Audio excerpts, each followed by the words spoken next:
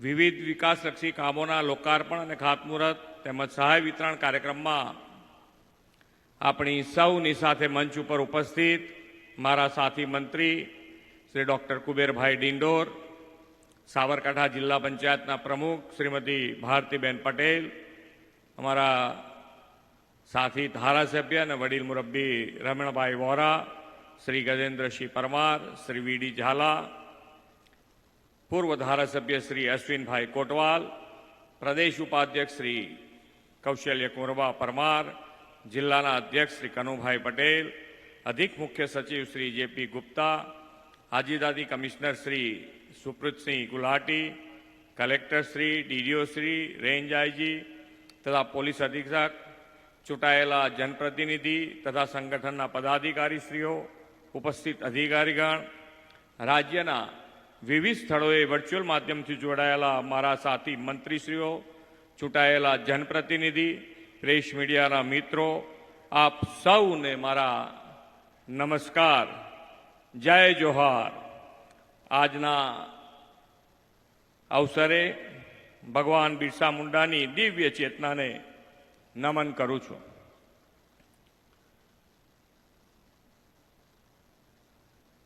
વિશ્વના સૌથી લોકપ્રિય નેતા અને ભારતના યશસ્વી વડાપ્રધાન શ્રી નરેન્દ્રભાઈ મોદીએ આદિવાસી વિકાસનું આગવું મોડેલ જ્યાં પ્રસ્થાપિત કર્યું છે તેવા ગુજરાતના સૌ આદિવાસી પરિવારોને વિશ્વ આદિવાસી દિવસની ખૂબ ખૂબ શુભેચ્છાઓ પાઠવું છું.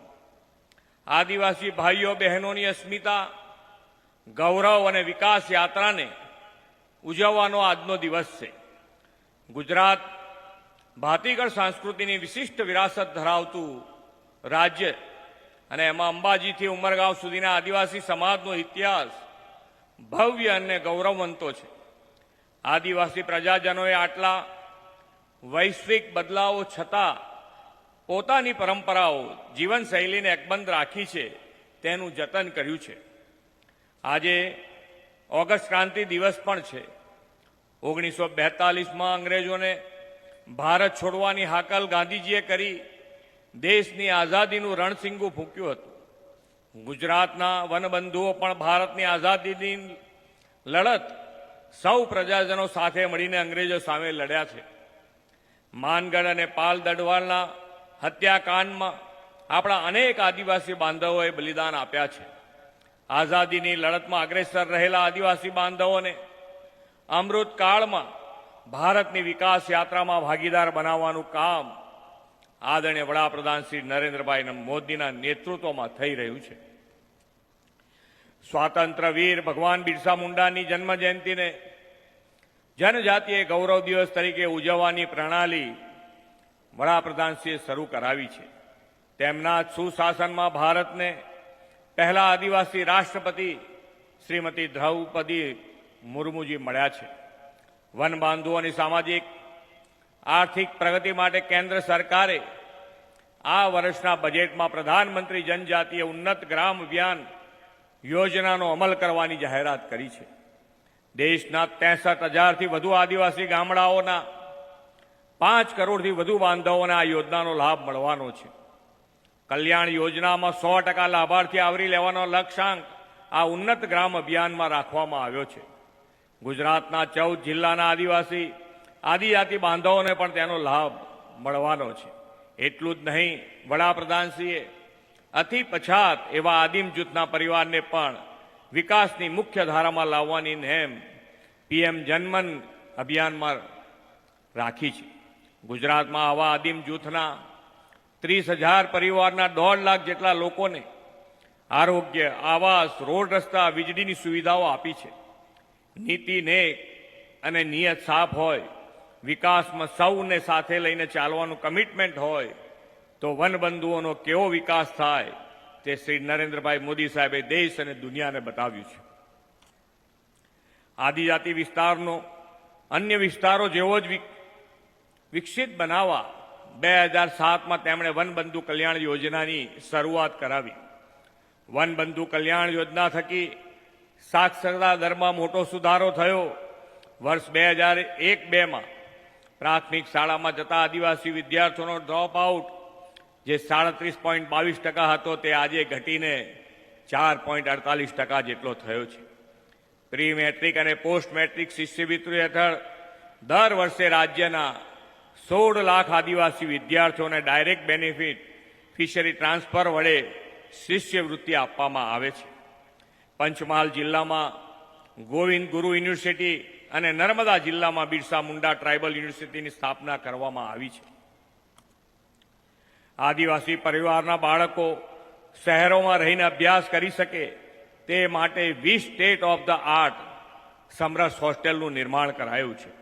આદિવાસી વિસ્તારમાં ગુણવત્તાયુક્ત શિક્ષણ માટે શાળા, હોસ્ટેલ તેમજ કોલેજની સુવિધા ઉપલબ્ધ થતા હવે આદિવાસી વિસ્તારના લોકો પણ મુખ્ય પ્રવાહમાં રહેનાર અન્ય લોકો સાથે બરોબરી કરી શકે છે. અમે આદિવાસી યુવાનોને મેડિકલ તેમજ એન્જિનિયરિંગની પ્રવેશ પરીક્ષા માટે કોચિંગની સુવિધાઓ આપી છે અને તેના કારણે હવે રાજ્યમાં મેડિકલ એન્જિનિયરિંગ કોલેજમાં આદિવાસી યુવાનોની અનામત બેઠકો પર યુવાનો વિદ્યાર્થીઓ સરળતાથી મળી રહે છે. એક સમય હતો જ્યારે બેઠકો ખાલી રહેતી હતી કારણ કે કોચિંગના અભાવે આદિવાસી યુવાનો પ્રવેશ પરીક્ષામાં જરૂરી અંક મેળવી નહોતા શકતા. અમે આ પરિસ્થિતિમાં 360 ડિગ્રી પરિવર્તન લાવ્યા છે. આદિવાસી બાળકોને સુપોષિત કરવાના સંકલ્પ સાથે 53 આદિવાસી તાલુકાઓની પ્રાથમિક શાળામાં 8 લાખ બાળકોને દૂધ સંજીવની યોજનાનો લાભ ઉપલબ્ધ કરાવી રહ્યા છે. અમે વનબંધુ કલ્યાણ યોજનામાં એ વાતનું પણ ધ્યાન રાખ્યું છે કે આદિવાસી યુવાનોને સ્થાનિક કક્ષાએ મેડિકલ શિક્ષણ મળવા સાથે જ આદિવાસી ગામોના લોકોને સરળ આરોગ્ય સુવિધા પણ પ્રાપ્ત થાય.